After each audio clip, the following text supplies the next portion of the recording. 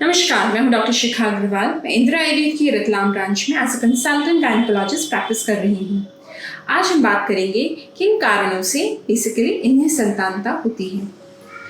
निसंतानता के बहुत सारे कारण हो सकते हैं। जो मुख्य तौर पर हम देखते हैं वह ये देखते हैं कि तकलीफ कहाँ पर आ रही है। जो तकलीफ होती है वो या तो फिर अंडकोश में हो सकती है, या तो फिर ट्यूब्स में हो सकती है, या तो फिर बच्चेदानी में, और चौथा जो कारण होता है वो होता है शुक्राणु में।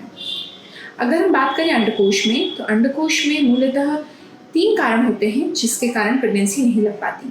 जो पहला कारण है वो होता है पीसीओडी, जिसमें अंडों की संख्या बहुत अधिक आती है, पर ये जो अंडे होते हैं ये मैच्योरिटी तक यानी कि बड़े नहीं हो पाते, और अगर बड़े हो भी जाते हैं तो अपना ऊपरी आवरण नहीं छोड़ पाते, जिसके कारण वो बच्चेदानी की परत से चिपक नहीं पाते।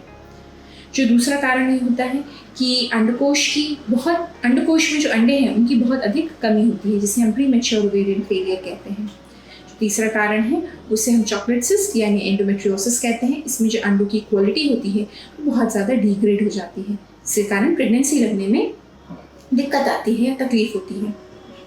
अब हम बात करें अपने दूसरे कारण की, जो कि ट्यूब्स में होता है। ट्यूब्स में किसी भी कारण से ट्यूबल ब्लॉकेज अगर हो जाता है तो जो भ्रूण होता है वो ट्रैवल नहीं कर पाता है बच्चेदानी तक। अब ट्यूबल ब्लॉकेज क्यों हो रहा है? वो इन्फेक्शन हो सकता है। अब इन्फेक्शन का जो मूलतः 2 कारण होते हैं जिसके कारण ट्यूबल ब्लॉकेज हो जाता है, वो एक है ट्यूबरकुलोसिस और दूसरा है एंडोमेट्रियोसिस। बाकी भी बहुत तरीके के इन्फेक्शन है जिसके कारण ट्यूबल ब्लॉकेज हमें मिलता है।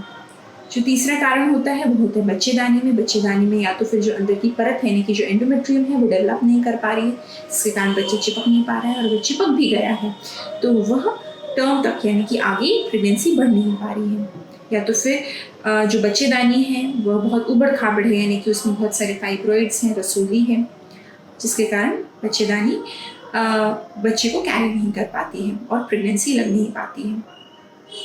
चौथा कारण होता है वो शुक्राणु होता है। शुक्राणु की सिर्फ संख्या ज़रूरी नहीं होती है, उसकी गतिशीलता, उसकी बनावट भी बहुत ज़रूरी होती है।